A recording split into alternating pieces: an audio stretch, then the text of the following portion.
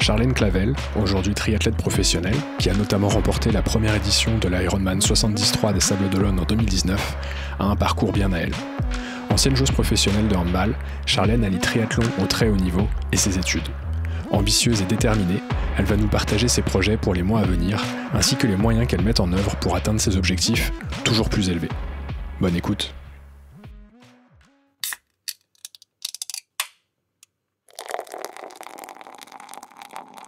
T'as peur d'avoir mal.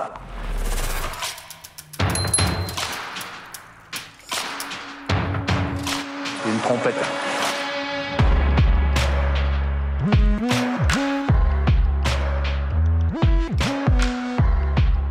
Bienvenue sur le podcast Pinta Triathlon Club, le premier podcast français dédié au triathlon.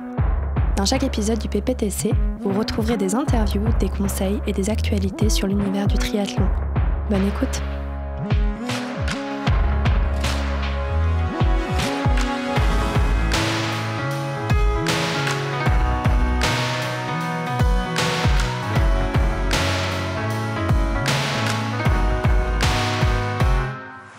Trois 24 dans les... Mais putain, même quand j'avais Pellegrini, elle faisait ça, j'aurais craché dessus.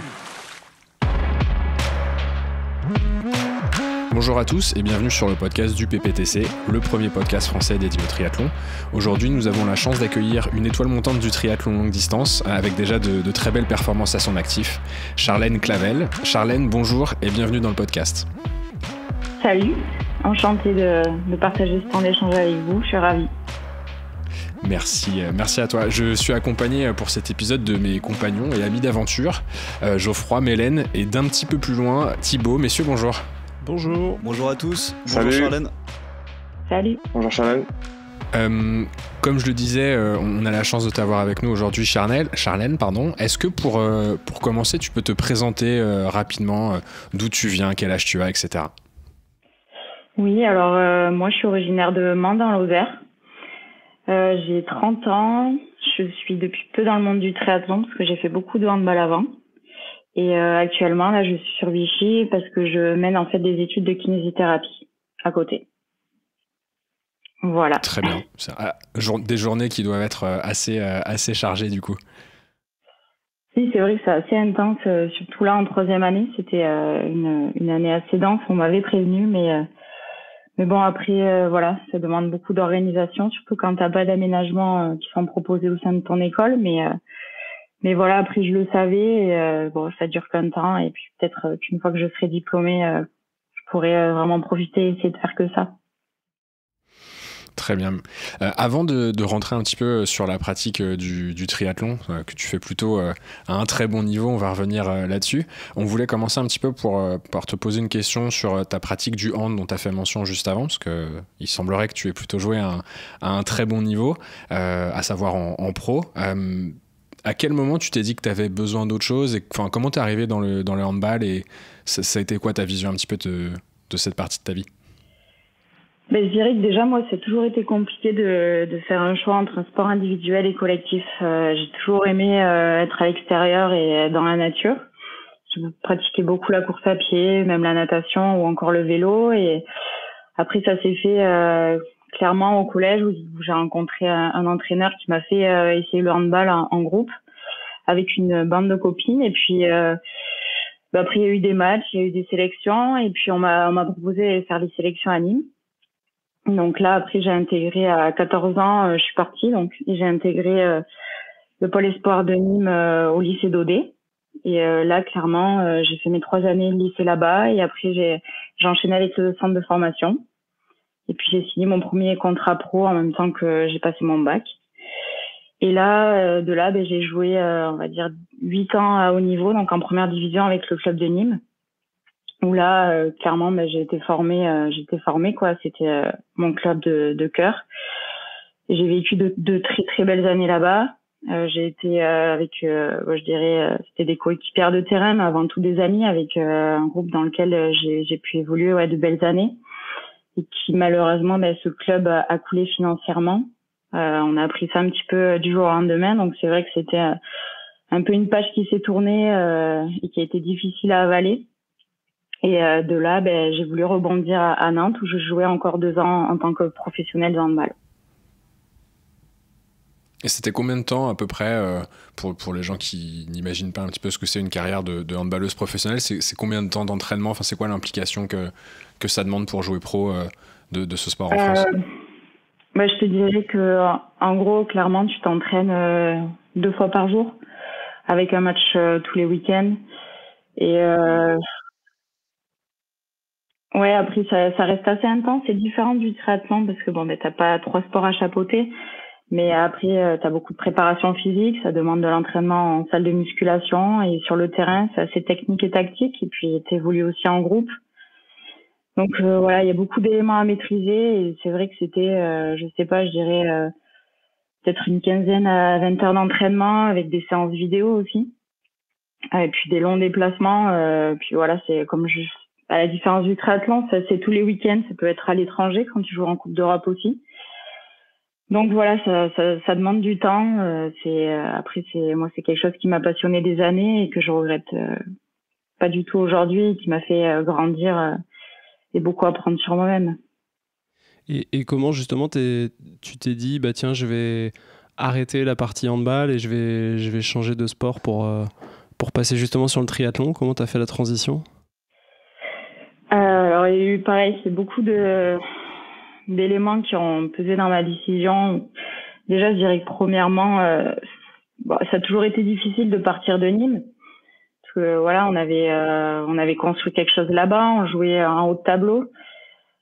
C'était voilà un petit peu comme une famille, que du jour au lendemain, quand tu apprends que ton club coule financièrement, qu'il y a tout ce que tu as construit depuis des années, ça s'écroule et que tu dois partir dans une nouvelle équipe, ce qui m'a fait aussi plaisir et grandir, parce que à Nantes, j'ai rencontré de très belles personnes.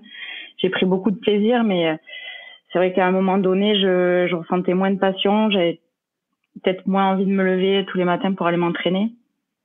Et déjà là, j'ai commencé à me poser un petit peu pas mal de questions. Puis il y a aussi le fait que j'ai mon frère qui pratique le triathlon.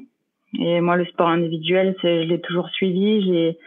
J'ai toujours adoré ça. Et puis même sur mes temps de repos avec le hand, il m'arrive d'aller courir, nager. Voilà, c'est ce que j'ai besoin de ça. Être toujours fermé à l'intérieur. Je dis pas que ça me correspondait plus, mais voilà, j'avais besoin d'aller voir ailleurs, de prendre plaisir ailleurs, et puis aussi de sortir un petit peu de cette zone de confort, quoi. J'aime beaucoup toucher à tout. Je fais du ski, du snow, de la moto, maintenant du triathlon, mais ouais, je dis pas qu'après peut-être le triathlon, j'aimerais toucher à autre chose aussi. Je suis un petit peu comme ça, j'ai besoin d'aller voir ailleurs, et puis j'avais aussi cet objectif en même temps que le sport, de réaliser le côté professionnel. Et j'avais essayé de passer des concours dans plusieurs écoles de kinésithérapie, et voilà, j'ai été prise sur Vichy. À Vichy, il y avait clairement pas de handball de haut niveau, et ça me plaisait pas de continuer au niveau amateur.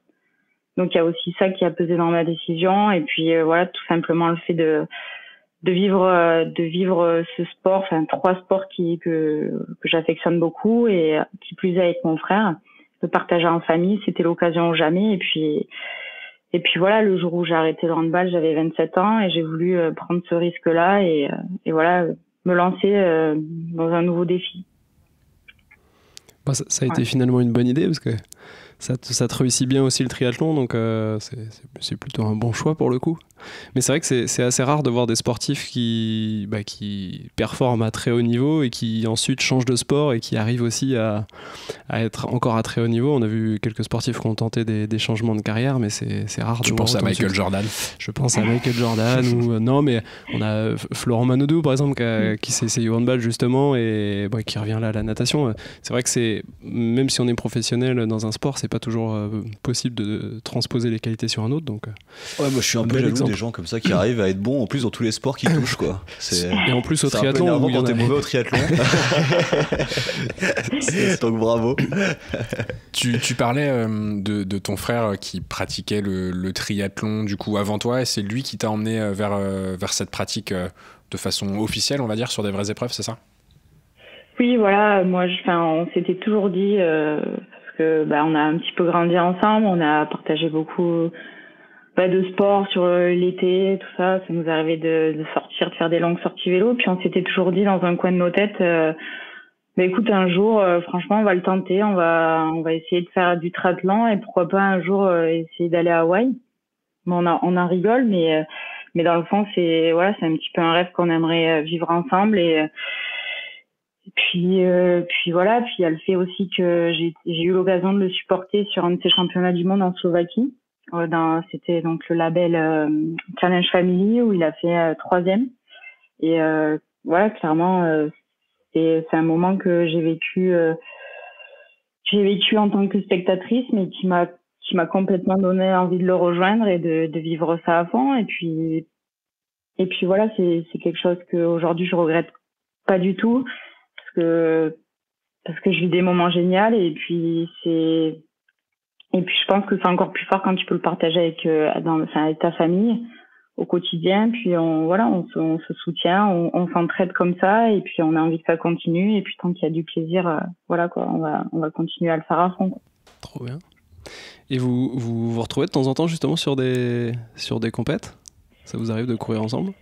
Oui, en général. Alors on essaye. Après, c'est jamais évident. Des fois, selon les disponibilités de chacun. Moi, avec mon école, des fois, je peux pas toujours choisir des courses qui pourraient correspondre à tous les deux. Mais c'est vrai qu'on essaye pour la plupart des courses de se déplacer ensemble, même parfois d'essayer de se retrouver pour s'entraîner. On essaie de partager au maximum cette expérience parce que voilà, encore une fois, j'ai 30 ans, alors après j'espère que ça va durer encore de quelques années, mais voilà, j'ai envie de rien regretter, de vivre ce moment à fond. Et puis après aussi, je suis quelqu'un, j'ai vécu dans un sport collectif, donc j'ai besoin de partager, j'ai besoin de vivre ça, de le partager complètement, de vivre ces émotions-là. Enfin, quand tu t'évolues au sein du groupe, c'est des choses que tu peux pas décrire. Je pense que tout ce que tu vis à travers le sport, tu le retrouves pas dans ta vie de tous les jours. Et voilà, c'est ce que j'avais envie de continuer à aller chercher. Et je pense que de pouvoir le faire avec ton frère, c'est clairement plus fort, ouais. Du coup, justement, sur ta carrière, une fois que ta carrière de handballeuse était, on va dire, tranchée, tu as fait tes premières épreuves de triathlon à partir de quelle année? Ça remonte à quand tes premières inscriptions, tes premiers dossards? Alors, mes premiers dossards, je me souviens, j'en avais fait un quand j'étais encore au hand. Des fois, ça me tentait, là, sur un été, sur un petit coup de tête, de prendre un petit dossard à côté de chez moi. C'était des petits triathlons M. Autour du lac de Nossac, c'est une belle région avec des beaux paysages. Donc moi, je prenais toujours beaucoup de plaisir à y aller. Et puis, quand je m'alignais, ça marchait bien. Donc ça me donnait envie de temps en temps l'été de continuer à faire soit des trails, des triathlons, des choses comme ça. Et puis là, avec mon frère, c'est parti où on s'est inscrit au 73 de Nice en 2018. Après avoir mis fin à ma carrière de handball, donc j'avais arrêté fin mai. Et en gros, la compétition était, je crois, si mes souvenirs sont bons, début septembre. Donc voilà, j'avais quelques mois pour m'y préparer. Et puis voilà, j'avais rien à prouver. J'avais juste envie, bien sûr, de faire de mon mieux parce que j'aime ça, la performance aussi. J'y vais pas que pour y aller et puis on verra ce qui se passera, non, parce que ça serait faux. J'aime me préparer pour ce genre de compétition. Et au final, ça nous a réussi, quoi, parce que j'ai pu me qualifier au championnat du monde et c'était un petit peu l'objectif que je m'étais fixé. Et puis en fait, tout clairement est parti de là. Dès ta première épreuve, ton objectif c'était de te qualifier pour les championnats du monde. Ouais, voilà, clairement. Après, je m'étais dit, écoute, tant qu'à faire. Mais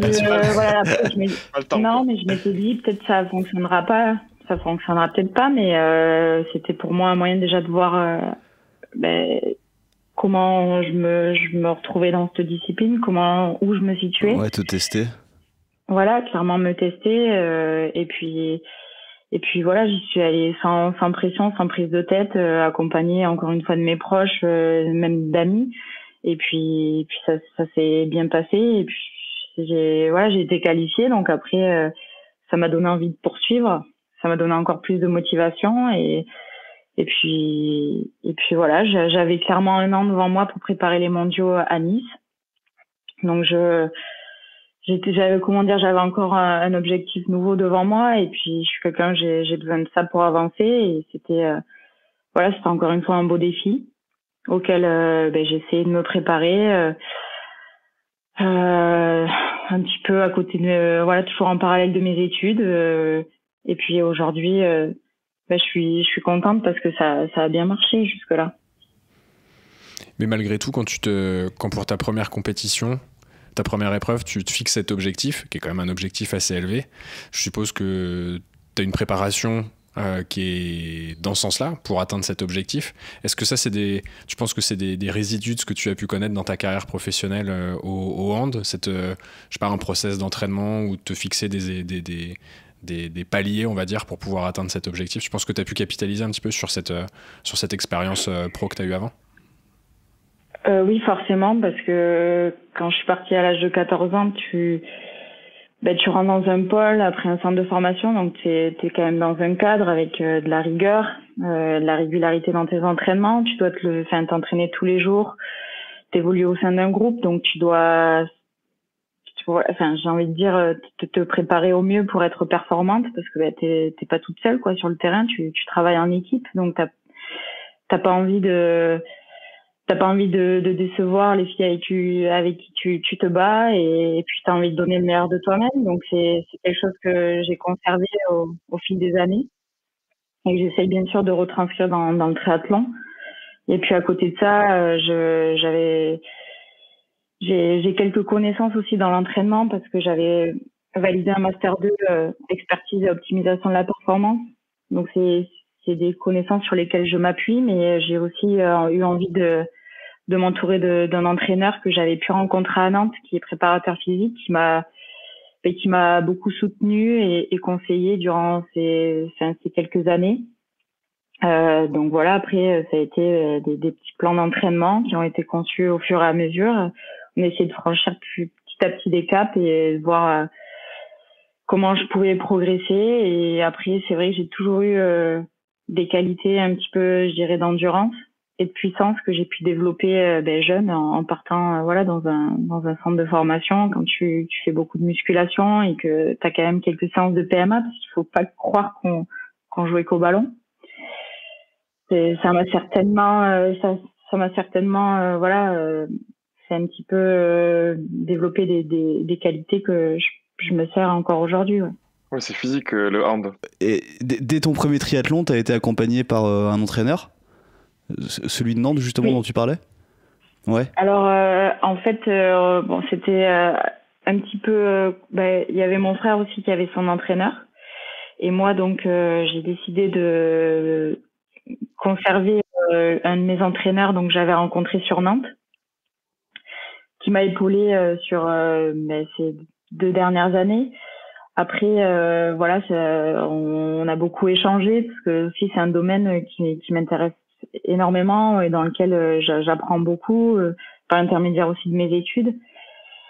Et en fait tout ça aujourd'hui m'a permis de progresser, de mettre en place des plans d'entraînement. Après ce que j'ai voulu un petit peu rechercher ces derniers mois, c'était essayer d'avoir aussi un cadre sur Vichy et de m'entourer d'un groupe pour créer une certaine émulation, parce qu'encore une fois, je viens d'un sport collectif et j'adore et j'aime beaucoup m'entraîner seule, mais clairement aujourd'hui j'avais besoin aussi de m'entourer de personnes qui sont issues de ce triathlon, peut-être des personnes aussi plus spécifiques dans le milieu, parce que je dirais pas que, après c'est un petit peu compliqué à expliquer, mais je découvre un petit peu plus chaque jour à l'entraînement et encore sur les dernières compétitions que j'ai pu faire. C'est un sport, il y a 3 sports. Ça demande certes beaucoup de qualité physique, mais aussi je pense ça reste aussi beaucoup technique et se rapprocher d'un spécialiste du triathlon, c'était important pour moi. Donc aujourd'hui j'ai fait ce choix-là. Après on verra, mais je pense que c'était important aussi pour moi de pouvoir améliorer cet aspect-là de mon entraînement. si je veux encore progresser. Ouais. Et justement, sur la partie technique, c'est pas sur la natation où tu as eu plus de mal à passer du handball au triathlon? Enfin, quand tu parles technique, c'est souvent le sport le plus technique finalement des trois sports. Tu as eu de la facilité à passer à la natation? Moi, c'est vrai que j'ai nagé jeune et ça m'a permis un petit peu on va dire après le handball, d'arriver à reprendre peut-être plus vite la natation. Après, c'est vrai que c'est un sport qui reste très technique et que encore aujourd'hui, je me bats pour progresser. Ça demande énormément de temps dans l'eau et je pense que il faut être encadré si on veut pour pouvoir progresser, pardon. C'est important d'avoir quelqu'un qui te conseille, qui te regarde et qui est là pour te appuyer les détails qui sont importants. Et clairement, pendant 2 ans, j'avais pas cette opportunité-là et je sentais que j'arrivais à une certaine limite. Et si je voulais progresser, il fallait que je m'entoure d'un entraîneur, sans parler du fait qu'il y ait eu le Covid aussi, qui m'a, comme beaucoup de personnes, a empêché de nager.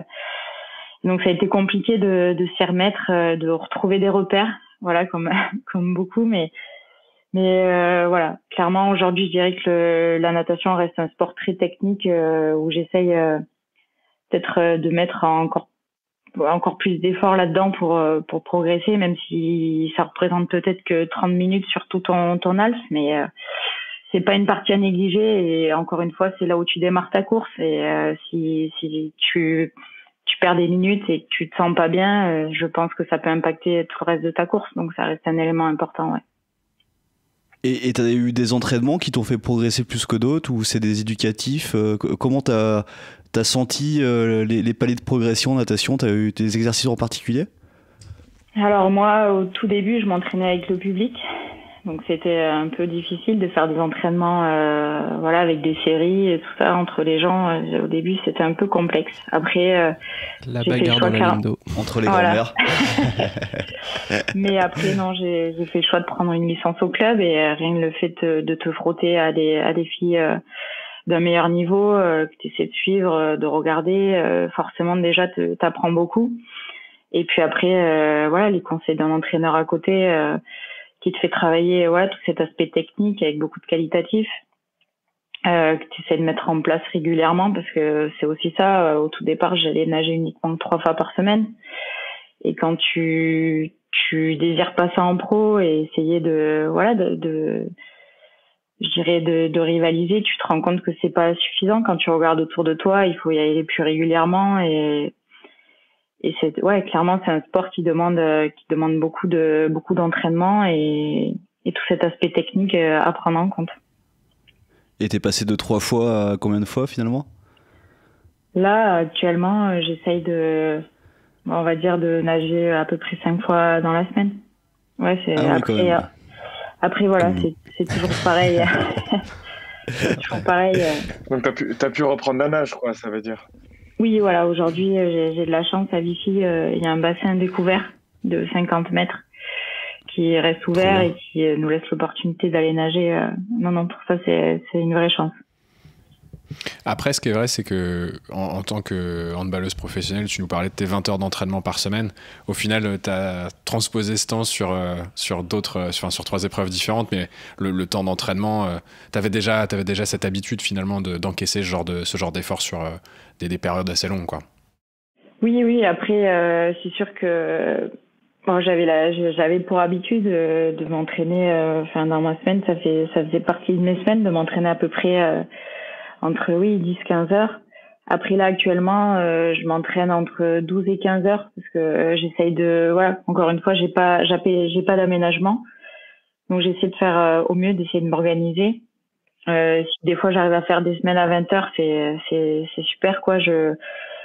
Après c'est simplement c'est dans ces moments-là où parfois ça devient difficile parce que tu t'aperçois que t'as pas toute la période de récupération que tu pouvais avoir pendant ton handball, parce que je faisais qu'un master à côté entre guillemets, donc ça me libérait peut-être un peu plus de temps, ça me permettait d'avoir des bonnes périodes de récupération. Là aujourd'hui, je dirais c'est ce qui manque un petit peu dans ma préparation. Mais voilà, encore une fois, c'est aussi un équilibre de vie que j'ai trouvé. Et j'ai besoin de ces deux versants dans ma vie pour pouvoir me sentir bien, tout simplement, parce que encore une fois, on n'est pas sûr que tout ça s'arrête pas du jour au lendemain. Donc j'ai toujours eu pour ambition de poursuivre les deux, le côté pro et le sport. Et voilà, aujourd'hui, je regretterai pas. Et puis, je me dis que peut-être qu'une fois, enfin, en tout cas, j'espère que je serai diplômée. Peut-être, ouais, j'ai envie de tenter ma chance pour rien regretter et pourquoi pas essayer de m'entraîner un petit peu plus. Mieux de pas brûler d'étapes, mais voilà, clairement, ça serait une de mes ambitions futures, ouais. Justement, le passage de statut amateur à statut pro, ça t'apporte des choses sur peut-être un encadrement, un accès à, je sais pas, des équipes. Qu'est-ce que ça t'a apporté? Je dirais déjà du point de vue de la compétition, déjà peut-être tu pars dans de meilleures conditions, tu pars devant avec un groupe, Ce qui est pas mal. Déjà c'est un bel avantage. Après je dirais que ça dynamise un petit peu ta course parce que tu es au contact, alors que quand tu es amateur, finalement t'es un peu noyé dans la masse et c'est quand t'arrives que tu découvres ton temps, entre guillemets. Mais aussi c'est là que tu t'aperçois que t'as pas vraiment le droit à l'erreur et que moi, enfin en tout cas sur ma première course en pro, j'ai beaucoup appris. Même si on dirait peut-être pas comme ça, mais c'est un sport qui reste assez tactique aussi. Il faut savoir rester en groupe et être dans cette dynamique pour pouvoir t'accrocher et pour pouvoir peut-être essayer de rester toujours au contact. Et c'est des choses que j'avais pas eu le temps, ou du moins avec le peu d'expérience que j'avais dans le triathlon, j'ai pas eu le temps d'appréhender, et c'est des choses que je découvre au fur et à mesure et qui me serviront en tout cas pour la suite. Après, clairement, non, la licence pro, ça n'a rien changé. En termes d'accès, actuellement, oui, ça me permet d'aller nager. C'est sûr que en étant professionnel dans le triathlon, c'est vraiment un bel avantage. Après, ça m'a pas ouvert de porte dans telle ou telle structure. Voilà, après, encore une fois, même en termes de sponsors ou autre, c'est les résultats qui parleront au fur et à mesure. Et puis voilà, après, j'ai la chance d'avoir un beau club au Sable Vendée qui me soutient et qui m'aide pour pouvoir évoluer dans cette discipline. Mais voilà, après, non, on n'a pas forcément, j'ai pas senti de changement plus que ça, à part si ce n'est que quand tu te retrouves en compétition, tu pars au contact des meilleurs, et c'est ce que je recherchais pour moi, en tout cas progresser, parce que c'est un de mes objectifs. Et puis, je dirais aussi que tu as peut-être quand même un peu plus de pression au départ. Oui, c'est ça que j'allais dire. Ah bah effectivement, ouais. Du coup, là en natation, pour le coup, t'as pas le choix si les autres te lâchent sur la partie natation, là tu te retrouves plus dans la transition avec les autres et tu pars pas en même temps sur le vélo. Oui, voilà, ouais, c'est encore une fois. Tu vois la différence, quoi. Ouais, c'est pour ça que j'ai insisté là-dessus. Je pense que si tu arrives à accrocher un groupe et à partir devant en vélo avec, je pense que ça peut te changer tout le reste de ta course. Donc c'est très important, ouais.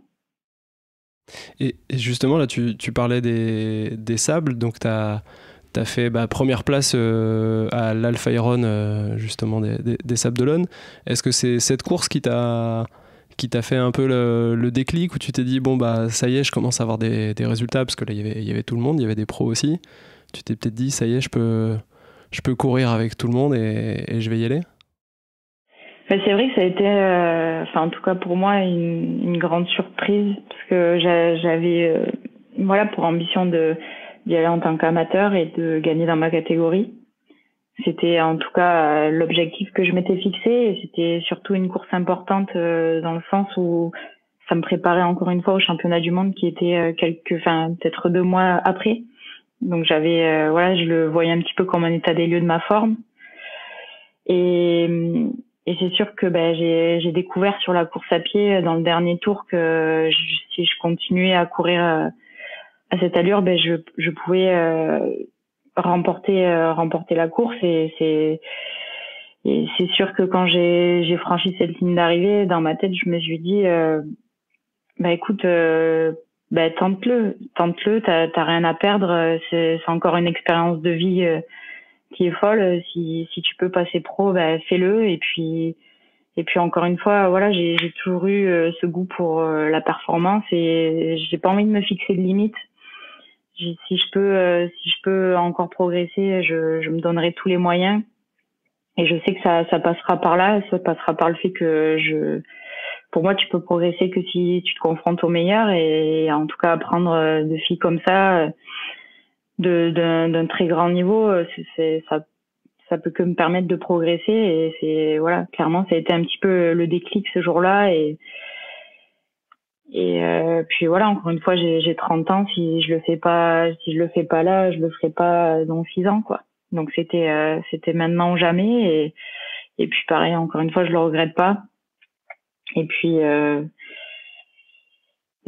voilà, si je suis contente de pouvoir toucher à un autre sport dans le monde pro après le handball. C'est une autre expérience qui peut que m'apporter et enrichir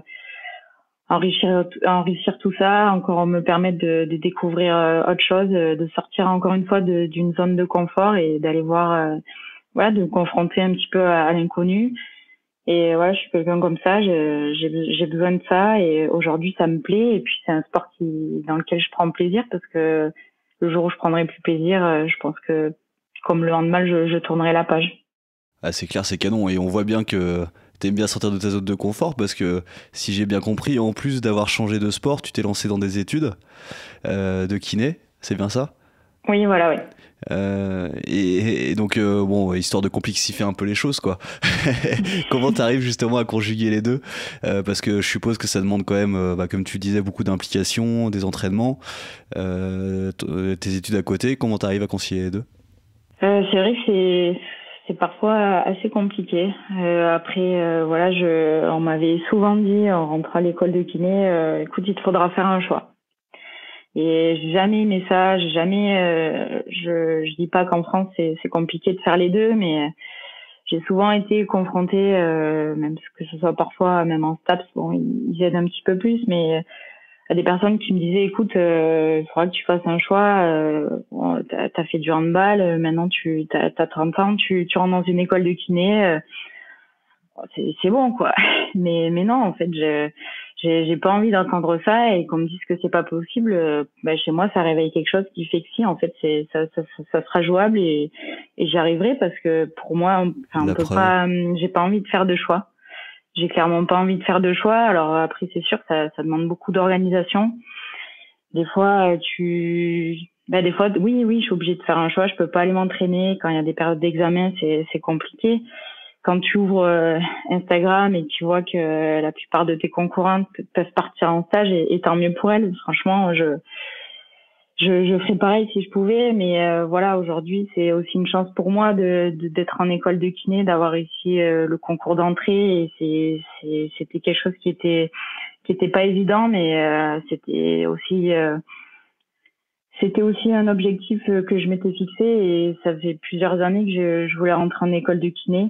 Et pour rien au monde, je lâcherai ça, et c'est pour ça que je mènerai les deux de front jusqu'au bout.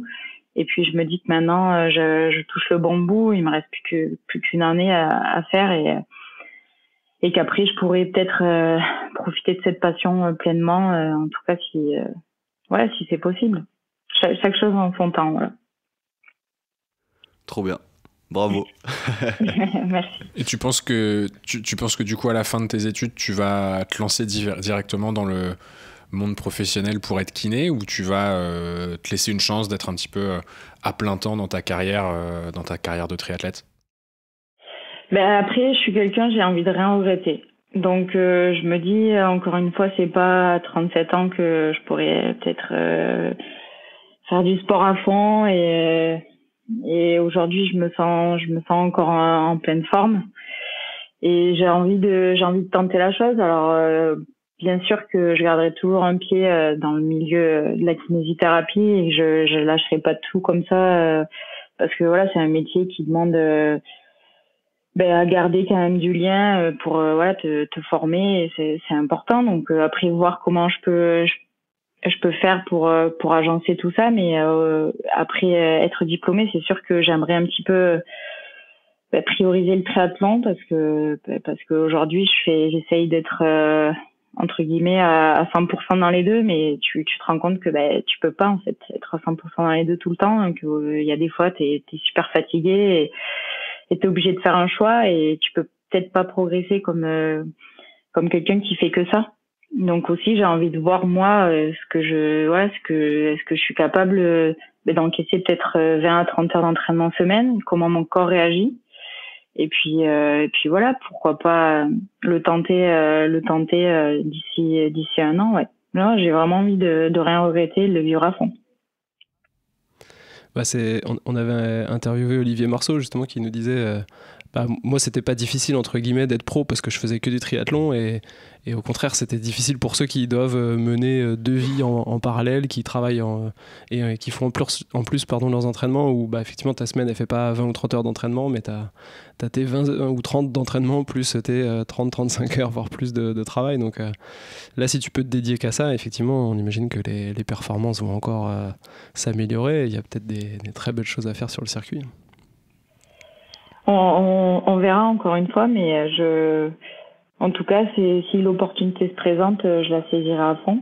Et puis voilà, encore une fois, j'ai envie de partager ça avec mon frère et c'est dans un coin de ma tête donc ouais, si c'est jouable, j'ai pas envie de m'en priver et voilà, je suis quelqu'un aussi, comment dire. J'aurai le temps de travailler, je pense que ça viendra de travailler, de rester enfermé dans mon cabinet et je prendrai beaucoup de plaisir à le faire parce que c'est un métier que j'ai choisi. Mais j'ai aussi cette envie de poursuivre cette passion à l'extérieur, c'est cette chose qui me fait vibrer et qui fait que tous les matins en fait tu te lèves et tu pars t'entraîner parce que c'est là où tu te rends compte que en fait t'es tout simplement heureux et que tu prends beaucoup de plaisir, quoi. Et justement dans cette transition... Ah pardon. Ouais, non, je voulais te demander comment tu finances cette transition-là actuellement avec...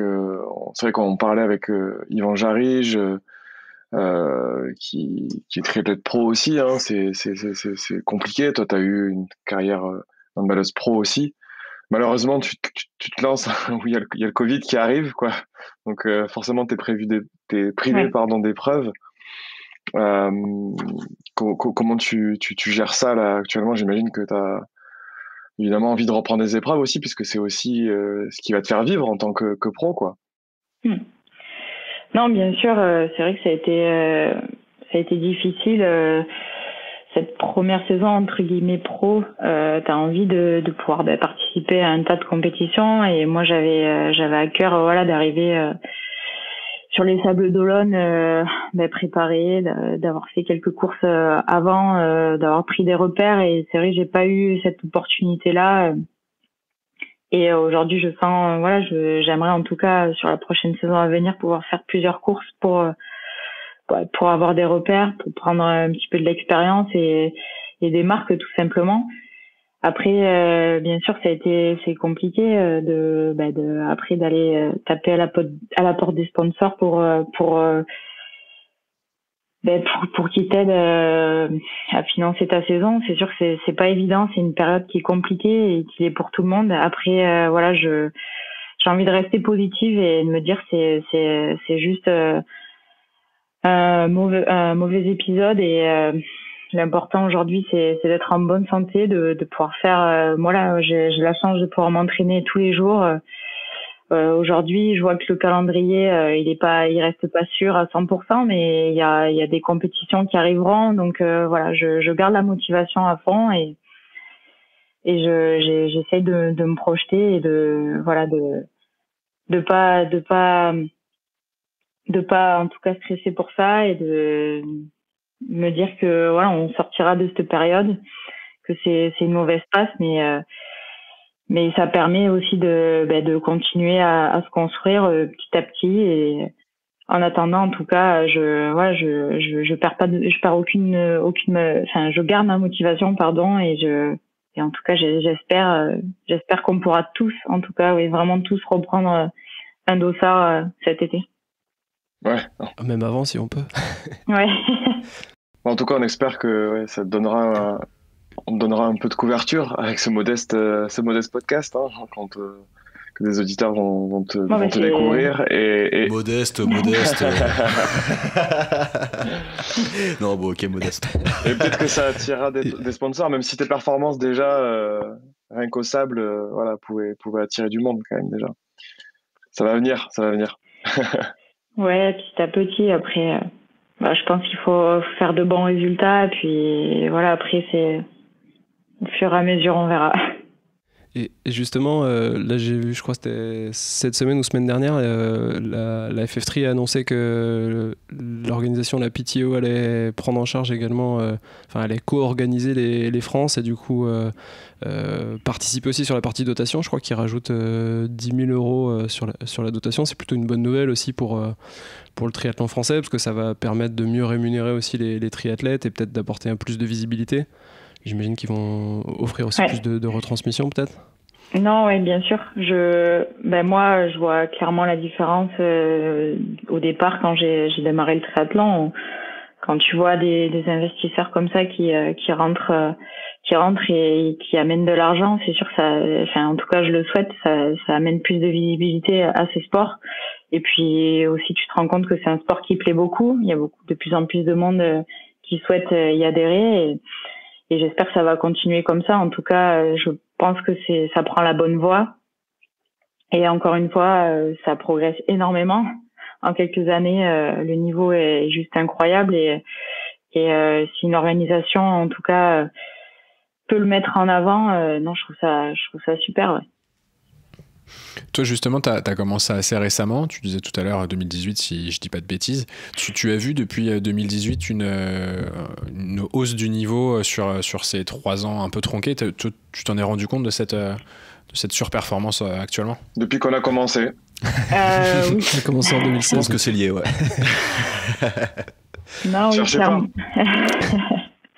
Non, oui, clairement, c'est vrai que ça saute un peu aux yeux. On se rend compte qu'il y a beaucoup d'athlètes du court qui aujourd'hui essayent de venir sur du long. Et voilà, c'est ultra rapide. Quand on regarde rien que Daytona chez les hommes et les femmes, c'est assez spectaculaire et c'est sûr que ça progresse. Ça progresse de plus en plus. Les records font que tomber. Et même là, quand ils essayent d'annoncer un nouveau record sur Ironman, voilà, c'est assez dingue et c'est sûr que nous en tout cas, ça nous incite à progresser encore plus de jour en jour et de faire de mieux en mieux, quoi.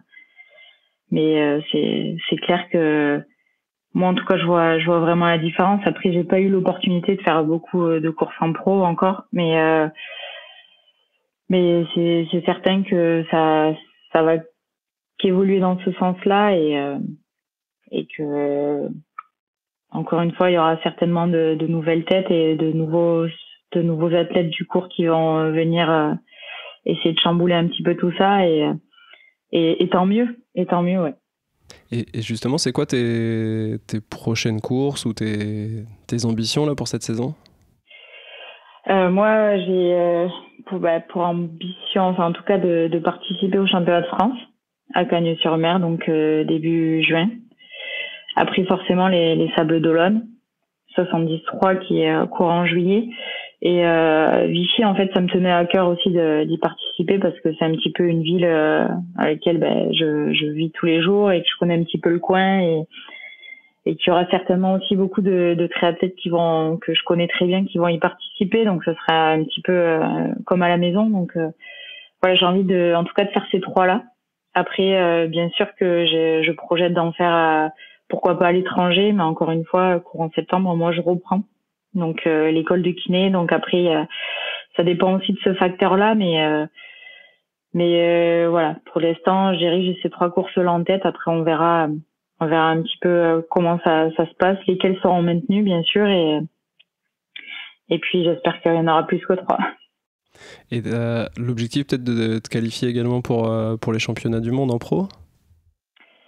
Ben, ce serait un bel objectif. En tout cas, j'aimerais beaucoup. J'essaye de me préparer pour ça j'essaie de travailler pour ça. Après, je sais qu'il a lieu en septembre et il faut voir quelles compétitions sont qualificatives. Donc, a priori, les sables. Après Vichy, je pense que ça sera clairement trop tard. Donc, après avoir, c'est pareil. Si j'ai l'opportunité de partir sur une autre course, ben, je le ferai. Et après, voilà, tout va. Moi, bien sûr que clairement, je rêverais d'y aller, surtout qu'il y a mon frère qui s'y est qualifié récemment. Donc lui, il va y aller et j'aurais aimé, ouais, pourquoi pas le rejoindre et vivre ça tous les deux, ouais. Et comment ça se passe justement avec ton club? Il t'aide d'un point de vue organisation de ton calendrier et logistique pour te rendre sur les épreuves. C'est quoi l'impact d'un club quand t'es pro pour participer à ces épreuves? Moi, mon club m'a permis en fait de trouver un sponsor, donc le groupe Mousset, qui me soutient financièrement dans ce projet-là. Mais aussi, voilà, c'est un soutien humain avec un groupe qui a de très belles valeurs et qui n'est pas là que pour l'intérêt, en tout cas financier. Et après, bien sûr, quand on arrive au sable, il nous aide pour le logement et rien que l'accueil est toujours au top. Après, tout ce qui est choix de compétition autre, c'est nous qu'on le prend et on reste assez indépendant, comme pour le choix d'entraîneur et tout ce qui est déplacement autre, voilà, c'est à notre charge. C'est nous qu'on prend ces décisions-là. Très bien. Et il y a un sujet dont on t'a pas posé la question encore, mais finalement, pourquoi est-ce que tu as commencé sur une distance M, tu es passé très rapidement sur le L? C'est quoi que tu as souhaité obtenir en passant sur cette distance longue?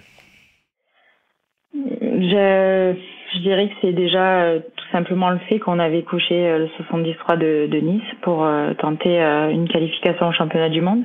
Après, c'est une distance qui, je pense, me correspond bien aujourd'hui, dans laquelle je me sens bien et sur laquelle j'ai envie de continuer encore quelques années. Après, je cache pas que j'aimerais beaucoup un jour tenter un long et un Ironman. C'est un objectif qui est dans ma tête. Après, je pense qu'il faut pas brûler les étapes. C'est important de performer sur 73. Alors de gagner aussi en vitesse et de pas passer trop rapidement sur le long, qui demande quand même une toute autre préparation avec beaucoup plus de temps qu'aujourd'hui je n'ai pas. Donc après c'est clair que c'est une distance que j'aimerais tester et voir ce que ça peut donner et qui peut-être me correspondra aussi. T'as quand même une liste d'actions que tu souhaites faire avant la fin de ta carrière qui vient juste de débuter, notamment du très longue distance pour le tri, quoi. C'est bien ça? Oui, voilà, ouais, c'est un peu toujours, je dirais, l'objectif de tout triathlète. Pourquoi pas essayer de tenter Hawaï. Enfin, moi, c'est quelque chose qui m'a toujours beaucoup attiré et que je regarde même quand ça a lieu. C'est un petit peu on va dire l'événement qui fait rêver et sur laquelle un jour j'aimerais pouvoir vraiment participer. Et pour moi, c'est une distance aussi qui est complètement différente. Je pense que quand tu t'alignes sur un Ironman, tu pars comme pour une aventure.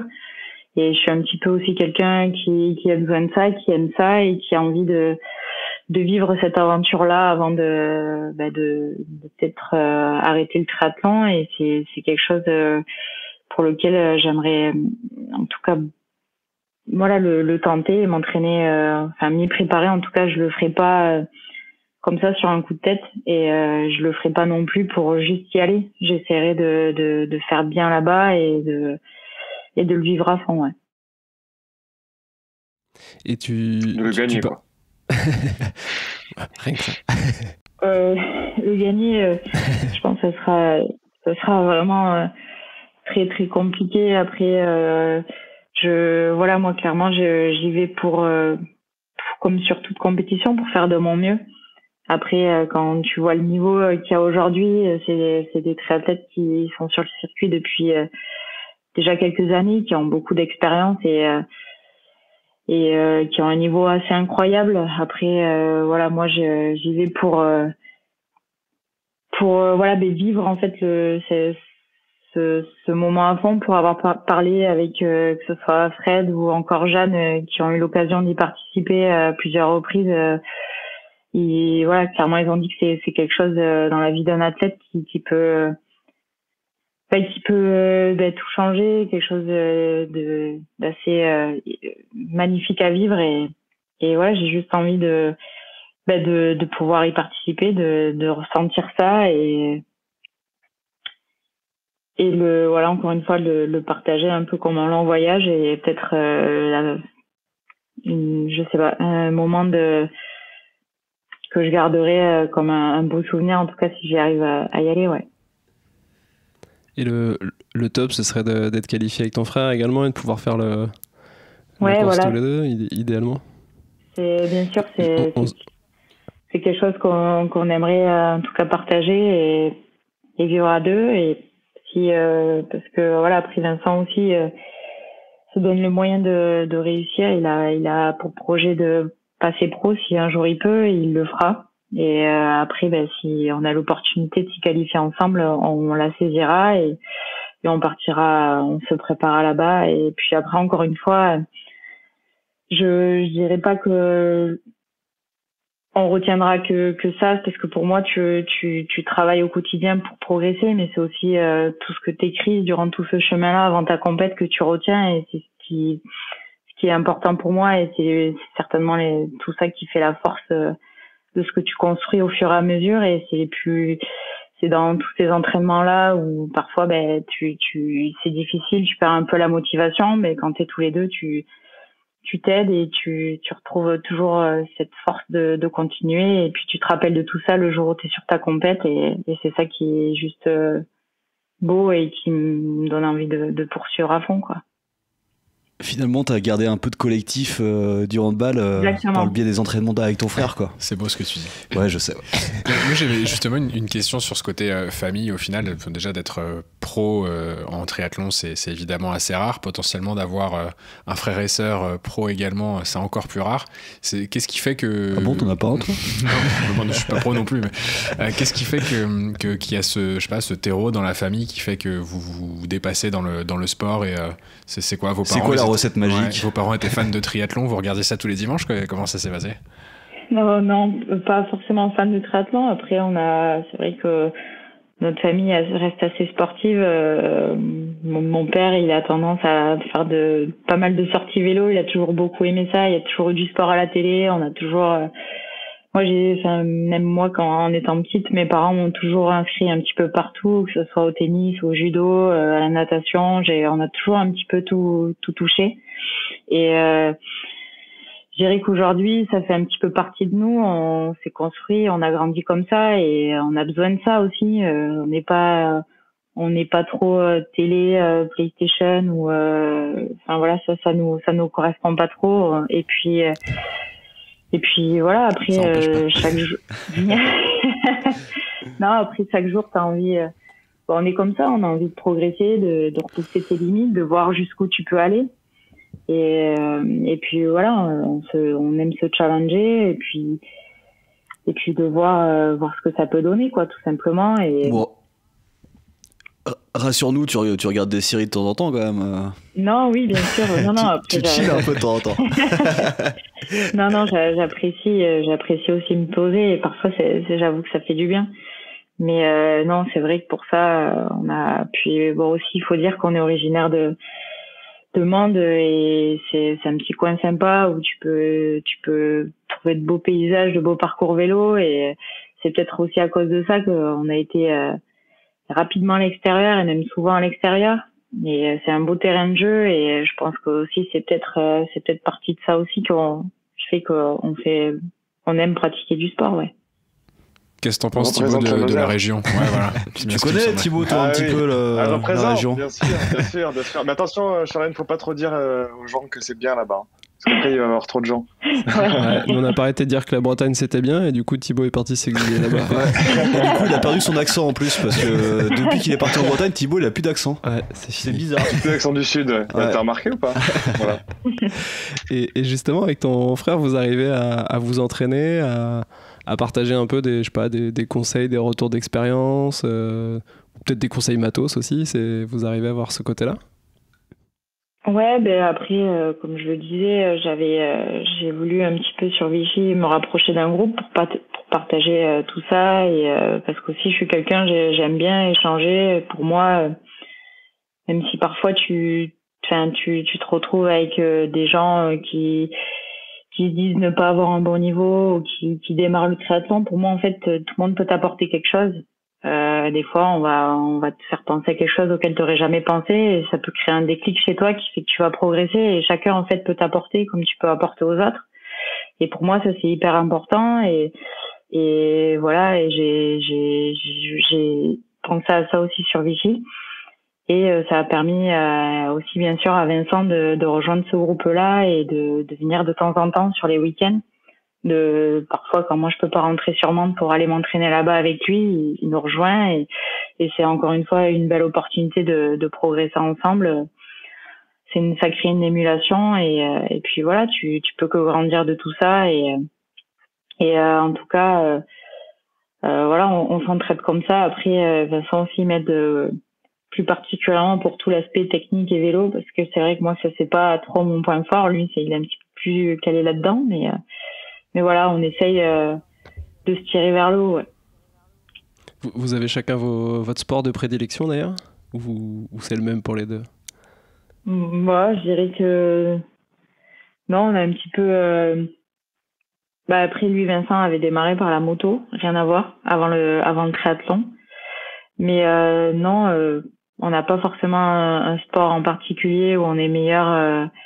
Mais voilà, on essaie un petit peu de s'apporter chacun, de s'entraider, même sur les compétitions. Parfois, quand il s'agit de préparer les vélos ou tout ce qui est nutrition ou autre, des fois, c'est un plus parce que Vincent est dans le même cas que moi et des fois c'est un soutien de plus qui fait que peut-être t'as moins de pression au départ d'une course.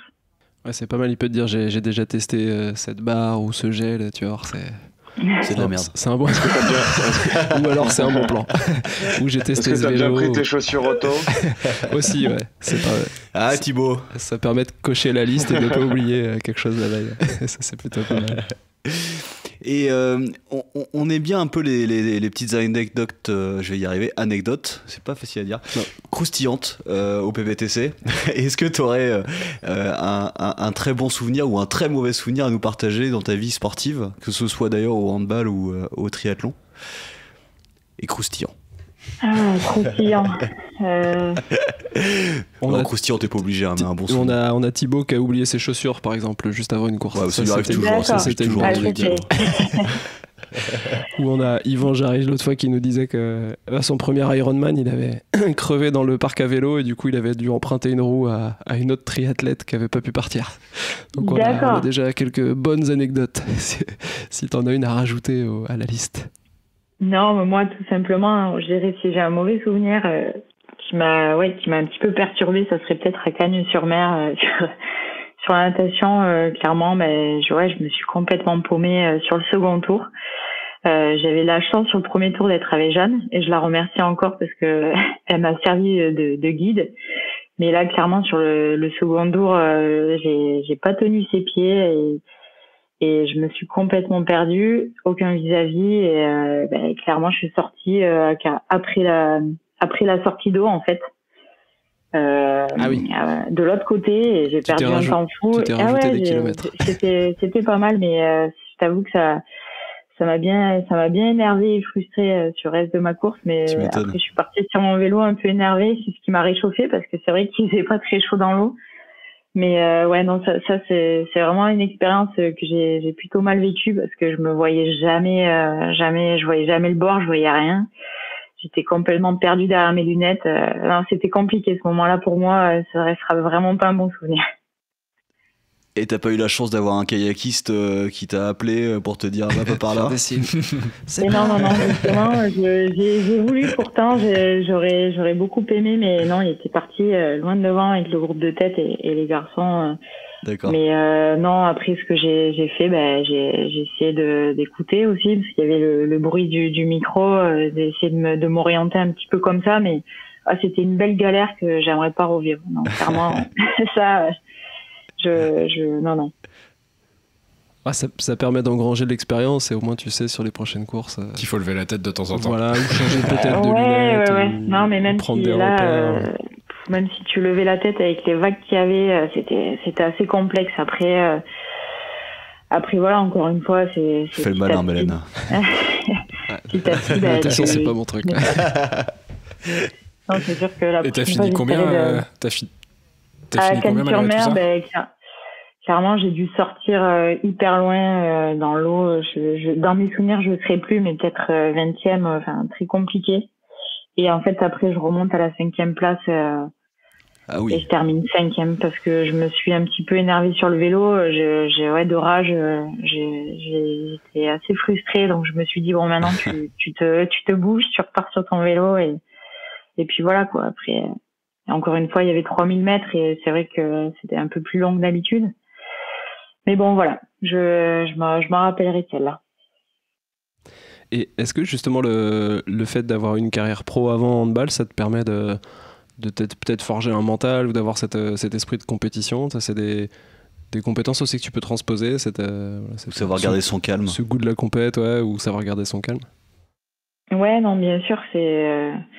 le handball, pareil, quand tu démarres ton premier match en tant que pro, t'as quand même beaucoup de pression et d'éléments à gérer. T'as envie de faire bien, t'as envie de marquer des points, t'as envie t'as du public, t'as le groupe que t'as pas envie de décevoir, t'as envie de aussi faire ta place. Donc forcément, tu te construis un mental, t'as pas le droit à l'erreur, et il y a aussi des matchs où qu'il faut pas passer à côté parce que c'est un match qui peut te qualifier pour une Coupe d'Europe, où j'ai eu joué des finales très importantes qui se sont jouées dans le dernier timing où t'as la balle en main et tu dois absolument marquer, sinon tu finis deuxième ou des choses comme ça. Donc forcément, aujourd'hui, je m'en sers dans le triathlon quand tu dois gérer ta première course en pro au Sable d'Olonne, forcément qu'il y avait une certaine pression, c'était pas facile pour moi à appréhender, mais voilà, après c'est un sport qui dure pour la plupart du temps 4h30 à 5h, et tu sais que c'est sur ces 5 heures-là, il faudra que tu te donnes physiquement comme mentalement, parce que il y a beaucoup de choses qui se passent dans la tête. Je dirais même que il y a peut-être, pour la plupart des athlètes aujourd'hui, on s'entraîne pratiquement à peu près tous pareil. Et ce qui fait parfois la différence sur la ligne d'arrivée, c'est le mental. Et bien sûr qu'il en faut dans ce sport. Ouais, ça c'est sûr, c'est plusieurs courses dans la course. C'est ça, parce que moi j'ai le souvenir d'un triathlète qui à une course avait perdu sa puce à la partie natation. Je sais pas si tu t'en souviens, Mélène. Tout à fait. Et je me souviens que ce jour-là le mental était pas là quand même, parce que un peu énervé quoi. C'était un triathlon où il y avait énormément de boue et ça charge des excuses. Ouais. Et en fait on nageait plus, on marchait. Il y a le mec qui était devant moi qui était debout et qu'en fait a marché sur ma puce, et du coup je me suis dit j'aurai pas de chrono, donc je vais arrêter la course, et puis bon, ça s'est bien terminé parce qu'ils m'ont filé une puce à la transition. Mais... Et est-ce que t'as fait 5e toi ce jour-là? J'ai fait 528e. Non, c'était pas mon meilleur souvenir, mais moi Généralement tu sors souvent énervé. Ouais, la natation c'est pas mon truc. Ouais, je sors de l'eau, je regarde ma montre, je suis énervé quoi. Ouais. À chaque fois je pense qu'elle bug, et en fait c'est juste que je ne suis pas vite. Putain. Pourtant, je pense avoir bien nagé. Écoute, Charlène, merci beaucoup pour ton temps. On arrive on a fait le tour des questions qu'on souhaitait te poser. Je crois que Thibaut, t'as encore une question, si je dis pas de bêtises. Eh bien oui, parce qu'on a une tradition dans le podcast Pinta Triathlon Club, c'est de demander la bière préférée à notre invité, donc j'espère que tu en as une. Oui, j'en ai une, je dirais celle qui est faite directement à Lozère, la Lozère 48, que peut-être que vous n'avez jamais goûté, mais qui est plutôt pas mal. Donc, peut-être à tenter. Si. Tu l'as tenté? Thibaut, il les connaît toutes. Il en a jamais ramené, Thibaut. Si. T'as jamais partagé, Thibaut. Bah ouais, mais vous la méritez pas. Tu vas être obligé d'en ramener la prochaine fois. On te donnera un petit tip sur la clin d'œil montagne. À 48, Lozère, ça me ouais. fait plaisir. Et ben on va regarder si on peut la trouver. On va essayer de la commander, ouais. Et il y a une autre question, une dernière évidemment, c'est où est-ce qu'on peut te suivre sur les réseaux sociaux? Vous pouvez me suivre, j'ai une page Facebook que j'ai créée, une athlète. Et après, ensuite, sur Instagram, c'est mon nom et mon prénom, Charline Clavel. Voilà. Super. Et vous avez aussi une page frères et sœurs? Ouais, c'est vrai. Ah oui? C'est vrai. Oui, on a une... Il va pas être content, ton frère. Non, c'est vrai que c'est une page qu'on a créée tous les deux pour partager un petit peu ça, notamment aussi avec une de mes meilleures amies qui est passionnée de photos et qui prend quelques photos et qui capture un petit peu tous ces moments et même vidéos. Donc non, c'est top. Donc encore une fois, voilà, on le partage tous ensemble et c'est l'occasion de mettre tout ça sur les réseaux, ouais. Et on peut te suivre sur Strava aussi? Ou tu masques tes entraînements? Ah, mais je ne suis pas sur Strava. Alors, c'est pas forcément que je cherche à masquer mes entraînements ou autre. Non, j'ai jamais été là-dessus. C'est vrai. Ça roule. Et Joji, nous, où est-ce qu'on peut nous suivre? Bonne question, ça. Nos auditeurs le savent pas encore. Sur Instagram, c'est pptc_tri et sur Strava, pptc-tri. On vous invite à rejoindre le club pour de nouvelles aventures. Tout à fait. Eh ben, merci Charlène pour ton temps et puis on espère pouvoir te suivre aux France très prochainement et puis bonne chance pour les prochaines compètes. Ouais, c'était vraiment un plaisir de t'avoir et bravo pour ton abnégation et ta motivation, c'est beau à voir. Yes. Mais merci. Détermination. Merci à vous, c'était un plaisir partagé et puis j'espère vous revoir sur de prochaines courses aussi parce que si j'ai bien compris, vous pratiquez aussi à fond le triathlon. Ouais, mais tu vas partir trop vite devant, on va pas te voir. On se croisera peut-être sur des tours. Ouais, nous on fera Nice peut-être si jamais il a lieu. Donc. D'accord. Et puis en tout cas, je prendrai toujours plaisir à vous écouter et puis continuer à nous faire partager tout ça.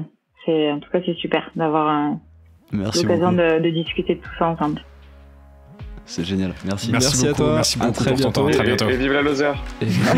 Et surtout, n'oubliez pas que l'important, c'est le clou. C'est le clou l'important. Merci beaucoup. Merci, à bientôt.